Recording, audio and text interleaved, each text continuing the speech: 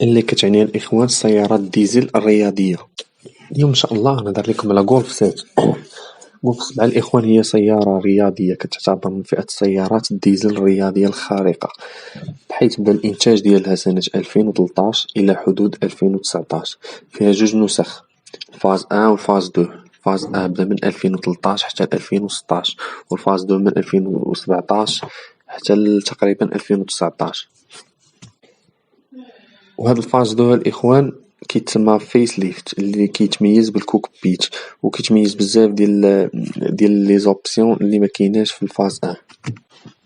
الغولف جي تي ديال الإخوان كتجيب محرك 2 لتر بقوة 184 شوفو 135 كيلو وات، كتعطينا 380 نيوتن متر في الكوبل. هاد القوة الهائلة الإخوان كتخليك تمشي 230 كيلومتر في الساعة، والزيرو أصون كيدير ب 7.5 ثانية. 7.5 ثانية من 0 حتى 100، رقم قياسي وما كيديرو غير السيارات الرياضية الإيسون.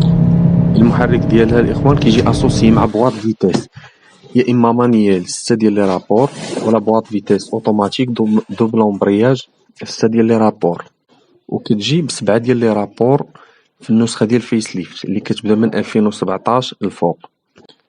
النسخة الإخوان ديال جي تي دي هي كتشارك الباك مع جي تي اي، من غير البارشوكات والجوانط وليكيت ولي زوبتيك، وكتشارك معاه حتى نفس الشاسي ديال جي تي اي. الشاسي ديال جي تي اي اللي كيتميز بالسيستم دي سي سي اللي كيسميوه الميكانيسيات عندنا سيستم بنوماتيك.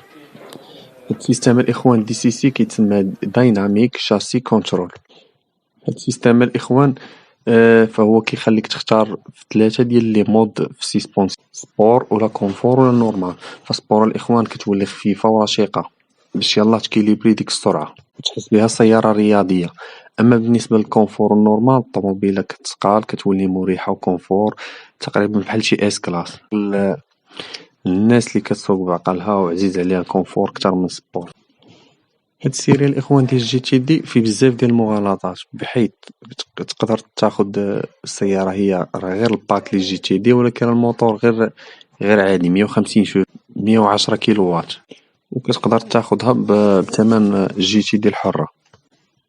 جي تي دي الإخوان الحرة فيها موتور 184 شوفو، ماشي الباك، باك او موتور ياك. الكونتور ديالها فيه 280، والجوان ديالها 19. هذه هي الجي تي دي الحرة.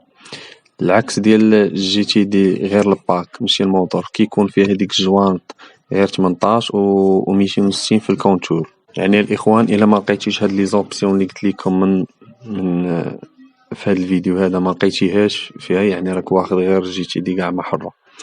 والإخوان بغيت نعطيكم واحد الإضافة بالنسبة كذلك اللي عنده هاد جي تي دي 150 ولا عنده هاد غولف 7 150 وبغا يردها جي تي دي، كتقدر دوز ليها ستاج اللي كتزاد فيه 36 عود و70 نيوتن متر، ولا تقدر كذلك تزيد ليه حتى ستاج 2 اللي غتزاد فيها 46 عود و90 نيوتن متر.